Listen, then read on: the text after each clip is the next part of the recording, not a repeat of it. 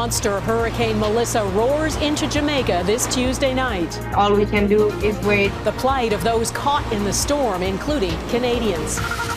Israel's deadly new strikes on Gaza, the fresh cracks in the ceasefire, and what Israel is accusing Hamas of. The violent online extremist group preying on young people. It gets to the point that children feel that there's no other way out. The Canadian teenager charged, how victims have been lured, and the advice to parents. Plus, marathon matchup. I love the way we fought. The hopes the Blue Jays can bounce back from that late-night loss.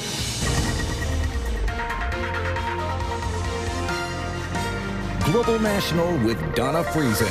Good evening and thanks for joining us. One of the strongest hurricanes ever recorded has made landfall in Jamaica. Locals and tourists are riding it out now, told to take cover as the National Hurricane Center warns of an extremely dangerous, life-threatening situation. This is what Hurricane Melissa looked like from space just before landfall. That swirling mass packing maximum sustained winds of nearly 300 kilometers an hour. It intensified right before hitting, something that is becoming more common as the climate warms. And though it's now been downgraded to a Category 4, it moved slowly across Jamaica, and there are fears of flash flooding and landslides. Jackson Proskow has our top story tonight.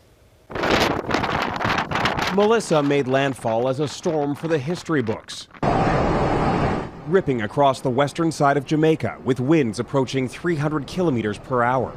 Today will be very difficult for tens of thousands, if not millions of people in Jamaica. Roofs will be tested, floodwater will rise, isolation will become a harsh reality for many. The winds alone were described as unsurvivable, testing the limits of shelters. Catastrophic wind damage expected in the eye wall here, total building failures. Storm surge pushed into communities. In the mountains, catastrophic flooding unfolded, while tens of thousands of residents were left without power. Jamaica, this is not the time to be brave. Don't bet against Melissa. The owners of this restaurant struggled to hold down their roof, while stranded tourists rode out the storm in a resort movie theater. Melissa is so powerful, a Hurricane Hunter plane that flew into the eye encountered extreme turbulence. The crew returned to base, fearing damage to their aircraft. All we can do is wait and see what happens. Amwu Clarity and Daniel Bouthelette from Montreal own a bar on the west end of the island. This was their view as Melissa arrived.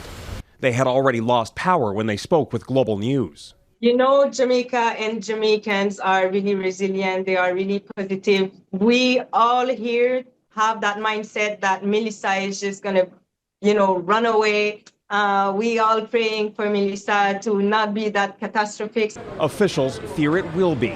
They're staging ahead of a lengthy relief mission that will need to come before any recovery. As they are across the Caribbean, evacuations are underway across eastern Cuba, with Melissa expected to be a major hurricane as it makes its second landfall. Jackson Proskow, Global News, Washington.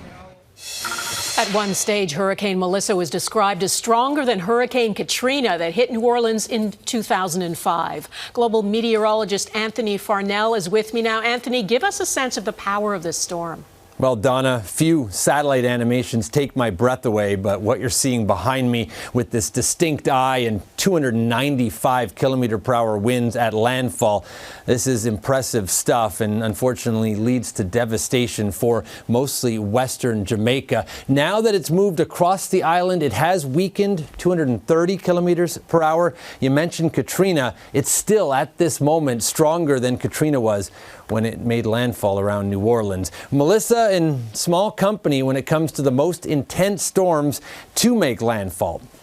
Barometric pressure 892 millibars, rivaling the Labor Day hurricane in 1935 for the strongest, most intense hurricanes to hit land. Now it's eastern Cuba, Category 4 storm late tonight, and then a weakening Cat 3 over the Bahamas. Turks and Caicos Islands also under a tropical storm warning, so we're not done with the impact from Melissa just yet. Donna? Okay, Global News meteorologist Anthony Farnell, thank you.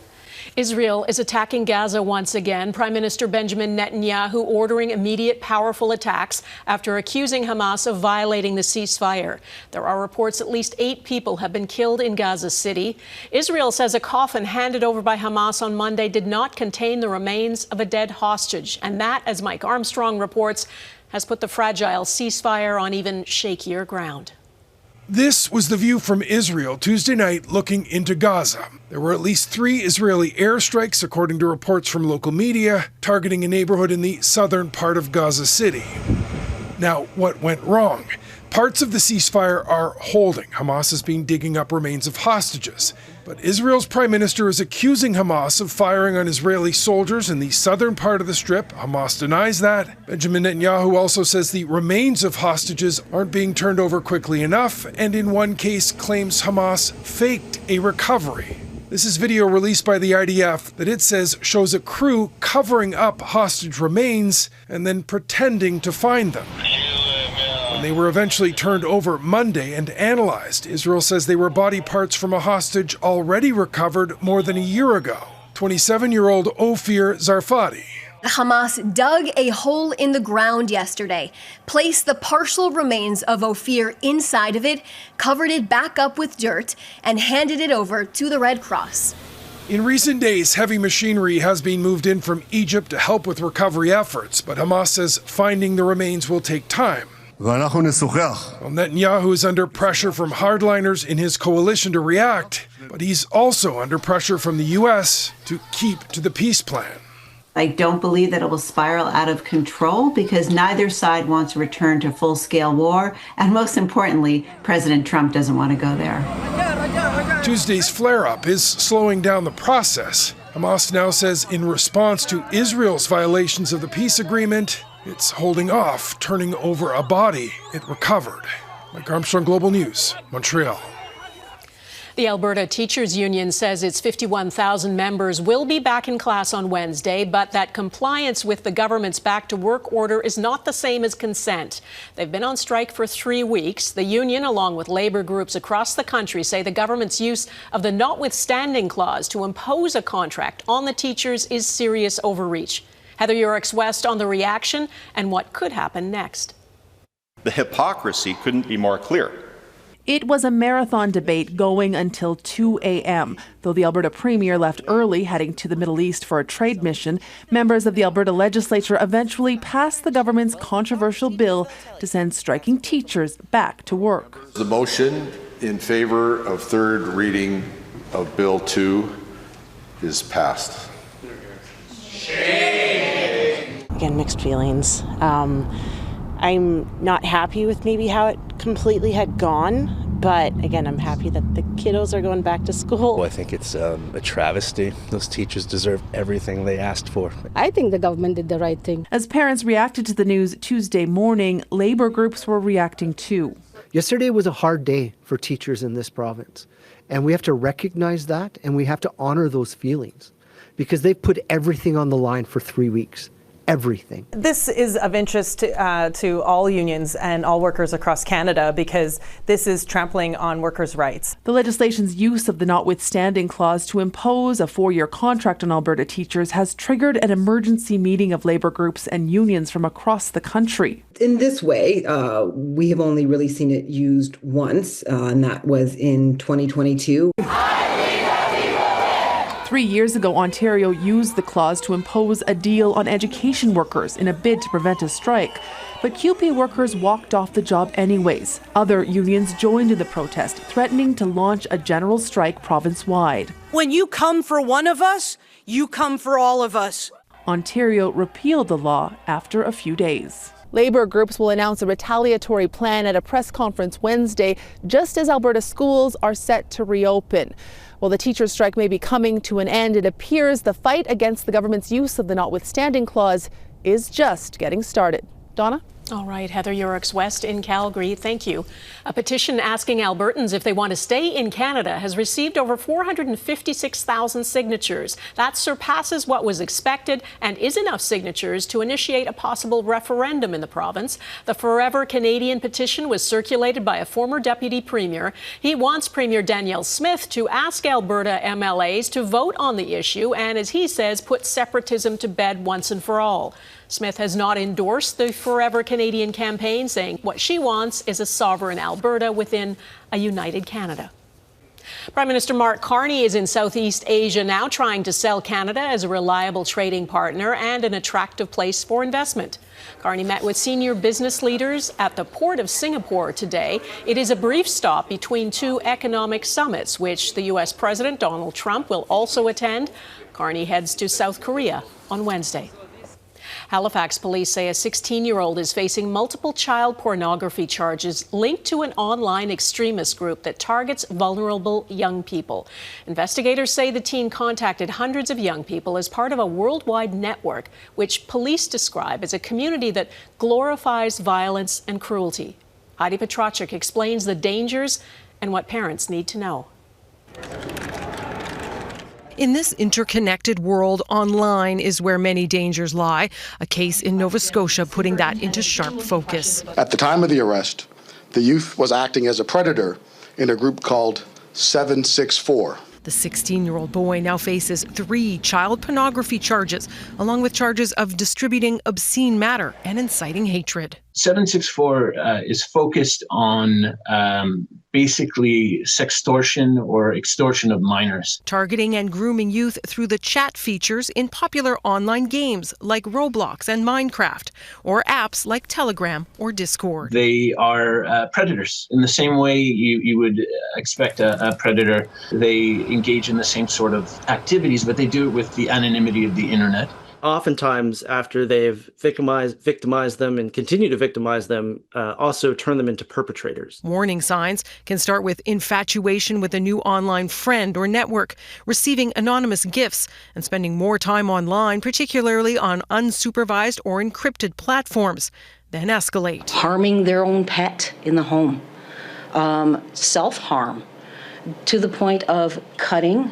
And unfortunately, in many, many cases here in Canada and across the globe, it gets to the point that children feel that there's no other way out. There are other cases in Canada. An Edmonton teen connected to 764 was charged earlier this year with child pornography and terrorism offenses. In the United States, the FBI has 250 open investigations into the violent online network. Being aware of their young child's social media and internet habits, are important. Parents say experts and police are the first and best defense from a group known to target children as young as 8. Heidi Petracek, Global News, Halifax. New warnings about a conflict the world has ignored for more than 2 years, coming up why the UN now believes Sudan's civil war is getting much worse.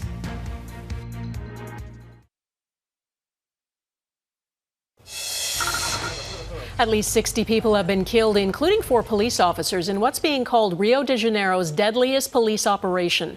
Brazil's government says about 2,500 personnel stormed a sprawling, low-income area that is considered the headquarters of one of Brazil's most powerful organized crime groups. The early morning raid sparked intense gunfights and fires. 80 people were arrested just days before the city hosts events related to the United Nations Climate Summit, COP30. The U.S. has carried out another 3 strikes on what it claims were drug boats in the Eastern Pacific, escalating what it calls its war on drug traffickers. The defense secretary released this unclassified video. He says it shows the blowing up of 4 boats carrying narcotics along a known drug route off Colombia yesterday. But no evidence has been presented to back up those claims. 14 people who the U.S. claims were linked to terrorism were killed. The strikes follow at least 10 others in the Caribbean and Pacific since early September. The United Nations is warning of what it calls a terrible escalation in Sudan, which has been ravaged by civil war for more than 2 years. Activists and human rights groups claim more than 2,000 civilians have been killed recently, with reports of executions, sexual violence, and aid workers being abducted. Paramilitary forces have now captured the last army stronghold in the country's southwestern Darfur region. Redmond Shannon reports, and a warning, the story does contain disturbing details. A video from Sudan's paramilitary Rapid Support Forces, or RSF. Jubilation belying the reports and as yet unverified video evidence of mass atrocities during its capture of El Fasher in recent days. The city had been the last place in the Darfur region that was held by Sudan's army.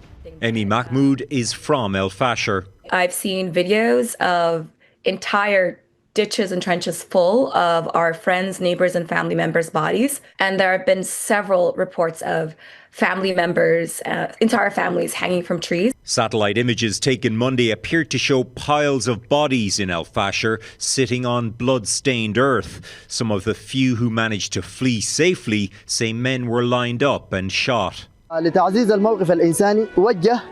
RSF insists it is protecting the 250,000 residents, but the United Nations has previously accused it of the ethnically motivated killings of thousands of non-Arabs during the war. Those closely watching El Fasher have been warning about a massacre since the siege began last year. We laid these options out multiple times over 6 meetings with UN Security Council elements, with US government, with the British government, with the French government. Peace advocates say little was done to get the United Arab Emirates to remove its support for the RSF. The powerful oil state denies it is arming the group. The fall of El Fasher and Darfur means Sudan is effectively split, with the army, supported by Saudi Arabia and Egypt, holding the capital and Red Sea coast.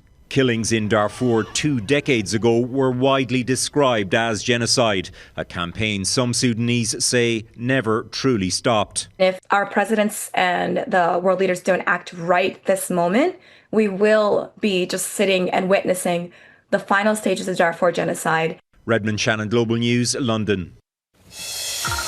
Cutting costs ahead, money-saving measures at Canada Post as its labour dispute drags on.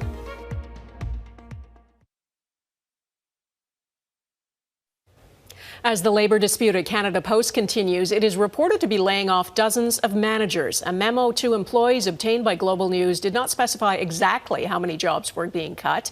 Last month, the federal government asked the Crown Corporation to reduce management and overhead costs by 15%. The union, representing 55,000 postal workers, has been on rotating strikes for almost 3 weeks. Both sides are expected to be back at the bargaining table later this week.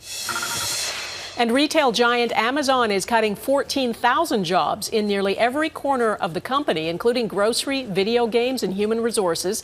It says it's trying to reduce bureaucracy and shift resources as it looks to rely more heavily on artificial intelligence. Amazon, which recorded $18 billion in profit in the latest quarter, says more layoffs are coming next year. In baseball, there's no rest for the weary. Tonight's Game 4 of the World Series follows Game 3 that ended in the wee hours this morning. That's ahead on Global National.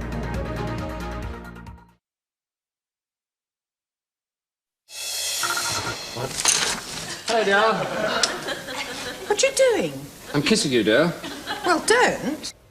With her sharp words and her dry wit, she ruled over the hapless Basil Fawlty. Prunella Scales, best known for playing Sybil Fawlty, has died. This year marks 50 years since the comedy classic was first broadcast. Her sons say she died peacefully at home in London and had watched Fawlty Towers the day before. Prunella Scales was 93 years old.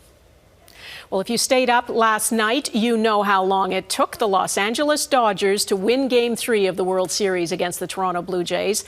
They were in it for more than 6.5 hours with no runs scored between the 7th and 18th innings. And after that marathon, they are back at it tonight in Los Angeles, as is our Eric Sorensen. Kirk's 3-run homer could have been a defining moment. Vladdy scoring from first base may be the turning point. But there was so much more. Scoreless, endless, timeless baseball. 600 pitches, 18 innings, almost everyone played. It was like a broken record. There were so many records broken. At Les Sordids and night spots all over LA, fans inside and the spillover outside agonized through 6.5 hours. It's euphoric, you know, we've got A kind of sweet agony. What more do you want out of life? It's heaven. It's heaven. Canadian-American Freddie Freeman ended it, his second career walk-off World Series homer. Of course, that's a record too. Outside Les Sordids and inside, it was pandemonium.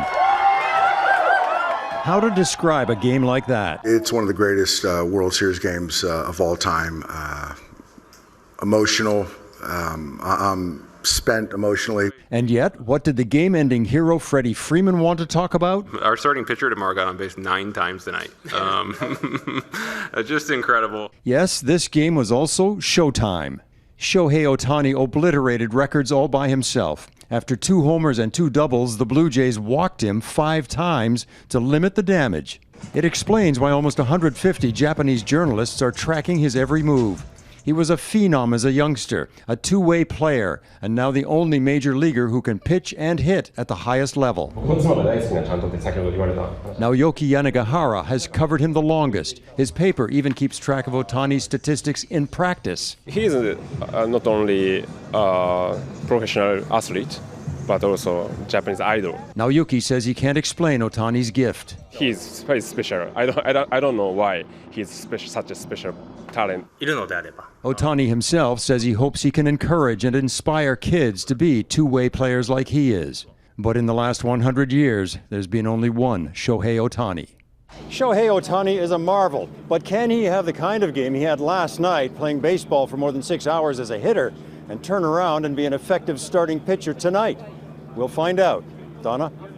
Wow, Eric Sorensen in LA tonight. Thanks. That is Global National for this Tuesday. I'm Donna Friesen. Tonight's Your Canada showcases Ardnode, Alberta, Amherstburg Harbour in Amherstburg, Ontario, and the Lunenburg Academy in Lunenburg, Nova Scotia.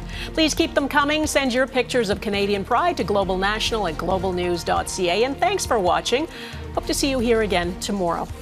Bye-bye.